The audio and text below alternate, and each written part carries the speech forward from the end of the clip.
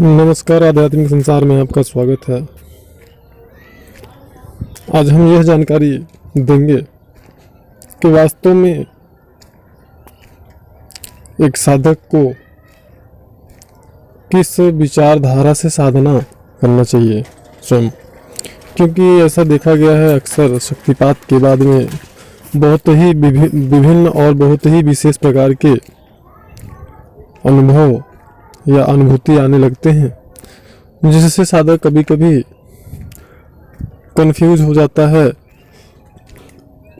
कभी कभी सोचने लगता है कि वास्तव मेरी अवस्था क्या है, और गुरु या मार्गदर्शक से संपर्क न हो पाने पर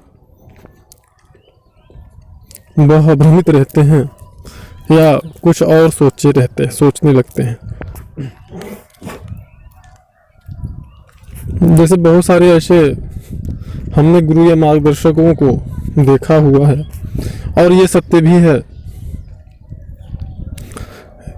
कि अगर वो साधना कर रहे हैं, उनका ब्रह्मरंध्र खुला हुआ है या खुल गया है, तो उस दशा में उन्हें यह भ्रम हो जाता है कि हमारा जो सहस्त्रार है, हमारा सहस्त्रार खुल गया है।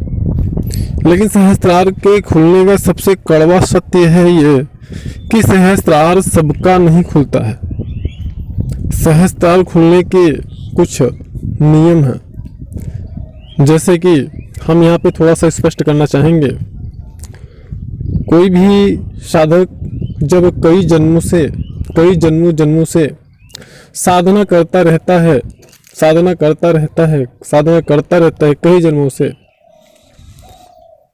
तो जब उसका आखिरी जन्म आता है, क्योंकि साधक या फिर जीवात्मा की जो कर्माशय है, जब तक कि कर्माशय का नाश नहीं होगा, जब तक उसके चित्त पर स्थित संस्कार पूर्णतया नष्ट नहीं होंगे, जब तक चित्त की भूमि पूर्णतया नष्ट नहीं होंगे, क्रमवार ये चीजें होंगी, तब तक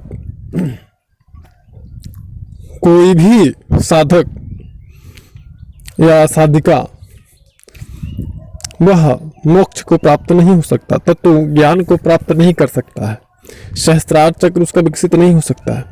क्योंकि हमें बार बार जन्म लेना ही इसीलिए पड़ता है कि हमारे जन्मों के जो किए हुए कर्म होते हैं, उन कर्मों का संस्कार हमारे चित्त पर स्थित होता रहता है।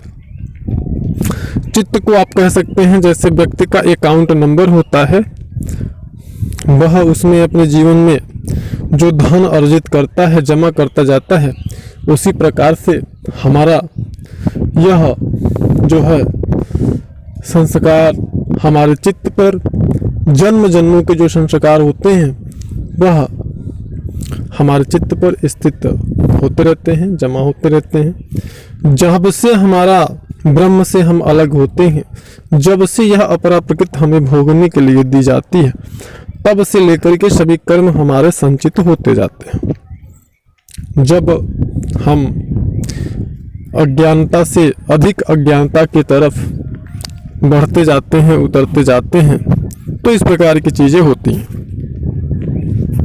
तो हम अब बात कर रहे हैं, जब साधकों के ऊपर शक्तिपात किया जाता है, तो साधकों को विशेष प्रकार के अनुभव आते हैं। अब सबसे पहले यह समझ लिया जाए कि यह इंसान, मानव, मनुष्य, आदमी ये है क्या। हम इस अपरा प्रकृति को अपना मान बैठते हैं अज्ञानता के कारण। वास्तविकता यह है कि जो चेतन तत्व जिसे हम आत्मा कहते हैं, आत्म स्वरूप कहते हैं, जो चेतन तत्व होता है, वही चेतन तत्व ईश्वर भी होता है। अब आप थोड़ा सा समझने की बात है। जो हमारा निर्गुण ब्रह्म है, निर्गुण ब्रह्म से जब चेतन तत्व अलग होता है, उस स्थिति में अगर उस चेतन तत्व का संपर्क परा प्रकृति से हो जाता है, तो उसे हम ईश्वर बोलते हैं, भगवान बोलते हैं। जैसे शंकर भगवान और बजरंगबली और गणेश जी और जो माताएं हैं, तो उन्हें हम ईश्वर बोलते हैं। उसी चेतन तत्व का जब संपर्क अपरा प्रकृति से होता है, तब हम उस चेतन तत्व को जीव कहते हैं। जीव तो सब कुछ तो हमारे स्वयं के अंदर ही विद्यमान है। यह पूरा ब्रह्मांड हमारे अंदर विद्यमान है। पहले तो ये समझ लें आप। हम साधकों को कठोरता से प्राणायाम करने के लिए क्यों कहते हैं, उसका कारण यही है कि जब हम कठोरता से प्राणायाम करते हैं तो उसका प्रभाव इस समस्त ब्रह्मांड पे पड़ता है, क्योंकि यह ब्रह्मांड में जितनी शक्तियां विद्यमान हैं वही शक्तियां हमारे इस शरीर रूपी पिंड में विद्यमान हैं। जो इस ब्रह्मांड रूपी बड़ा पिंड है, हमारा शरीर जो है वो छोटा पिंड है, लेकिन यह समस्त ब्रह्मांड में हम हैं और हमारे अंदर यह समस्त ब्रह्मांड है। मतलब अगर आप कह सकते हैं कि हम स्वयं अगर अपनी अज्ञानता को नष्ट कर दें तो स्वयं हम ईश्वर बन सकते हैं।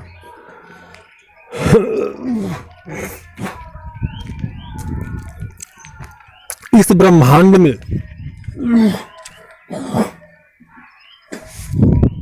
जो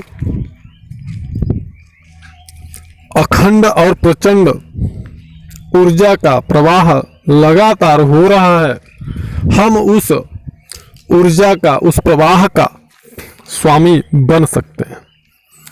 और शक्तिपात जब होता है हमारे इस स्थूल शरीर, सूक्ष्म शरीर और कारण शरीर पे, तो हमें कई प्रकार के अनुभव आते हैं। और उसी दरमियान जब हमारी साधना बहुत अच्छी चल रही होती है तभी हमको अवरोध भी आते हैं।